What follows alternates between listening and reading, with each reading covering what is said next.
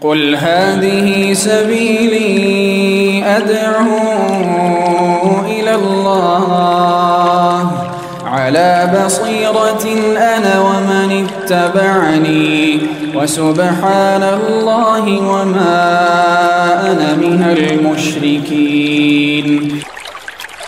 Dari awal berbicara tentang perhiasan ataupun berbicara tentang bab pakaian, kita terus mendengar haram, tidak boleh. Barangkali ada di antara kita yang berpikir pakaian muslim itu seperti apa? Harus sederhana, harus compang-camping, harus berdebu, harus seperti apa? Apalagi banyak para ustadz yang menukilkan banyak hadis tentang sosok laki-laki yang berdoa, rambutnya compang-camping, pakaiannya compang-camping, ketika dia berdoa langsung Allah kabulkan. Rubbar rajulin as'atha akbar, barangkali kata baginda Rasul, seringkali yang pakaian compang-camping, rambutnya acak-acakan, ketika dia berdoa langsung Allah kabulkan. Kemudian kita berikhtiar, jadi pakaian kita harus seperti itu. Kita nukilkan lagi hadis Abi Umamah. Rasul bersabda, innal badadata minal iman, mengulangi 2 kali, innal badadata minal iman. Sesungguhnya kesederhanaan, badadah itu acak-acakan. Jadi kita enggak terlalu peduli. Pakai baju, pakai aja asal-asalan. Badadah minal iman, itu bagian dari keimanan. Hadis-hadis itu sering kali kita nukilkan, kemudian kita salah memahami.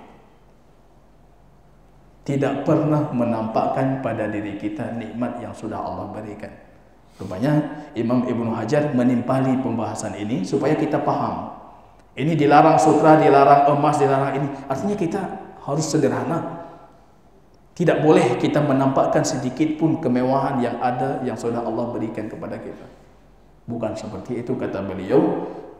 Kita punya hadis lain dari baginda Rasul, istihbab zuhur bil madharil hasan. Sangat disunnahkan menampakkan penampilan yang menarik. Sunnah. Jadi harus kita pahami. Rupanya hadis-hadis tentang sederhana, tentang zuhud, atau tentang acak-acakan rambut yang tidak kita sisir, padahal baginda Rasul seringkali beliau menyemir dan menyisir rambutnya. Hadis tentang kesederhanaan tadi itu sifatnya kondisional dalam kondisi-kondisi tertentu. Sekali-sekali, bukan selalu. Jadi jangan badadah minal iman langsung nggak pernah beli lagi baju baru. Padahal baginda Rasul sering.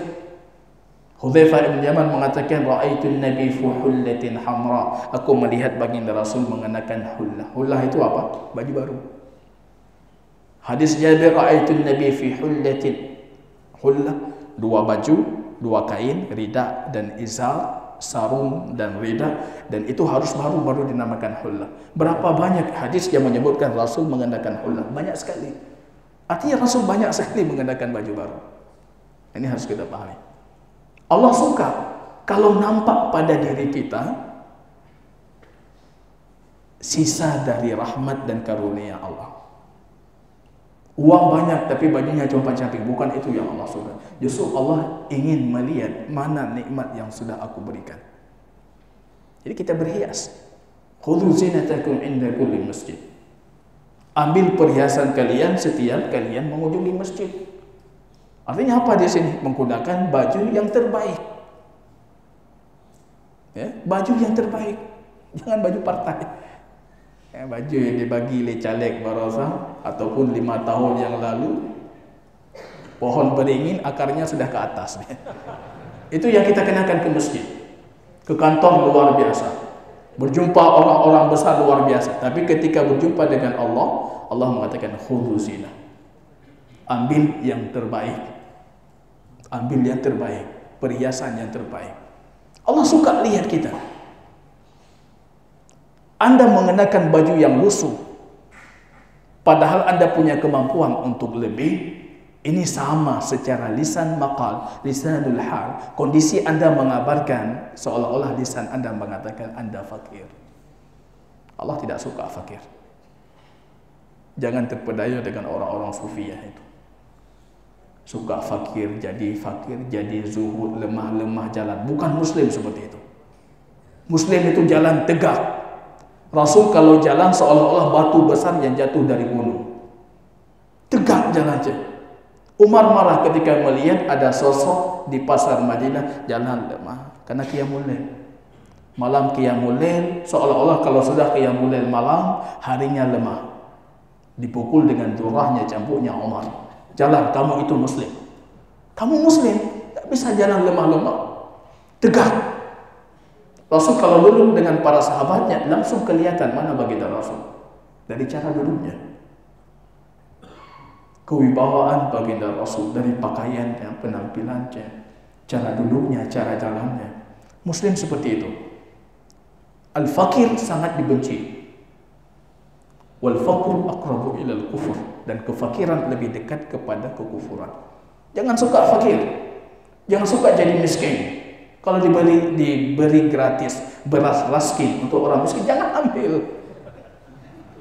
Anda tidak mengatakan lisan Anda saya fakir, saya miskin, tapi kondisi Anda mengatakan saya fakir, saya miskin. Allah tidak suka. Justru Allah suka melihat ini sisa nikmat. Aku sudah memberikan dia karunia dan dia melakukan mensyukuri karuniaku dengan menampakkan. Kecuali kalau kita butuh, jangan juga yang butuh nggak ambil nanti. Anaknya nggak makan. Kalau butuh ambil. Tapi kalau kondisi kita masih Allah lapangkan, jangan. Lisanul hal, kondisi itu mengabarkan sama seperti lisan maqal, lisan lidah kita mengabarkan. Kalau Anda menggunakan pakaian orang fakir, seolah-olah lisan Anda mengatakan saya fakir. Anda sudah mengingkari karunia dan nikmat Allah. Itu bentuk daripada juhudun nikmat, kufrun nikmat, mengkufurkan nikmat. Maka kita perhatikan dalam hadis ini, Imran ibnu Husain. Hadis ini sebenarnya dari Abi Raja al-Utaridi. Abi Raja al-Utaridi seorang tabi'in melihat Imran ibnu Husain wa alaihi mitra fi khuzin. Tiba-tiba Imran ibnu Husain sahabat baginda Rasul keluar kepada para tabi'in dengan menggunakan mitra fi khuzin, baju yang mewah, ada sedikit a'lam, gambar atau garis-garis mewah. Kesannya elegan gitu, mewah.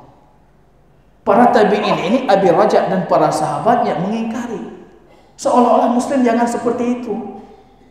Muslim itu zuhud, sederhana, bajunya compang-camping, kalau berdoa pasti dikabulkan. Tiba-tiba keluar dari mereka pernyataan, ya sahibat Rasul, wahai sahabat baginda Rasul, talbasu hadza, bentuk pengingkaran. Kenapa engkau kenakan ini? Ini pengingkaran. Seolah-olah jangan kenakan ini.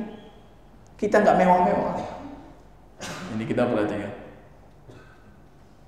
Rupanya Imran mengatakan, anna Rasul sallallahu alaihi wasallam qala, baginda Rasul sallallahu alaihi wasallam bersabda, inna Allah yuhibbu idza an'ama ala 'abdihi ni'mah ay yura athar ni'matihi alaihi. Allah itu menyukai, mencintai kalau Allah anugerahkan nikmat untuk hambanya, Allah mau melihat